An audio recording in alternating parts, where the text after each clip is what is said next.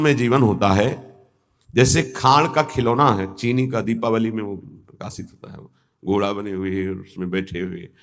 तो चाहे जहां से शुरू करो मीठा ही मीठा है, उसमें मीठा ही है, दूसरा कुछ नहीं है।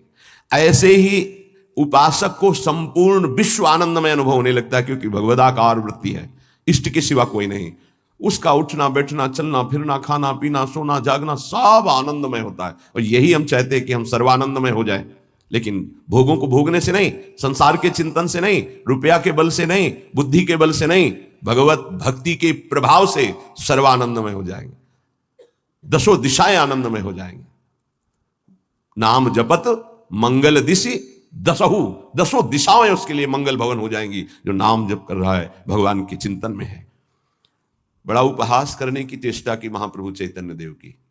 काशी में विराजमान अपने मठ में, जहां हजारों शिष्य वेदांत दर्शन के अनुसार चलने वाले, ब्रह्मबोध की स्थितियां, जब महाप्रभु चैतन्य देव का यश प्रकाशित हुआ तो सुना एक सन्यासी होकर नृत्य करते हैं, कीर्तन करते हैं।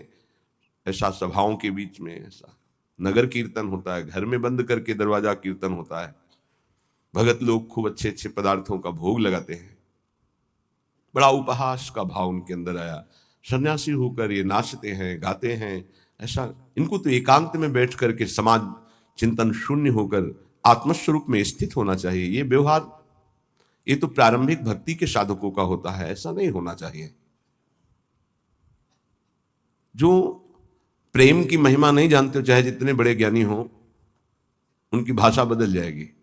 प्रेम एक अलौकिक दिव्य भगवत तत्व को भी अधीन करने वाली सामर्थ्य का नाम है। जहां भगवान की भगवत्ता का विस्मरण कर दे, जीव के जीवत्व का विस्मरण कर दे। अभी आम ब्रह्माष्टमी की सिद्धि वाले कैसे जाने? इन्होंने लिखा एक पत्र में महाप्रभु को कि जो कबूतर है वो कंकड़ चुनता है, बाजरा चुनता है, इतना उसके अंदर विकार होता है। अच्छे अच्छे पदार्थ पाने वाला क्या निर्विकार हो सकता है? क्या ये संन्यास धर्म है? ऐसे कई बातें हैं। महाप्रभु के पास एक से एक सार्वभौम विद्वान विराजमान, भट्टाचार्य एक से एक विद्वान। कैसा सन्यासी, कैसे कैसे शब्दों का प्रयोग कर रहा है। संस्कृत में सार्वभौम भट्टाचार्य जी ने श्लोक लिखा कि तुम्हें यह ज्ञान है, आंतरिक स्थिति से तुम्हें उत्तर नहीं दे रहा हूं, केवल बाहरी बात बता रहा हूं कि बड़े बड़े पशुओं का संहार करके स्वयं शिकार करके सिंह खाता है। कहीं कहीं आता है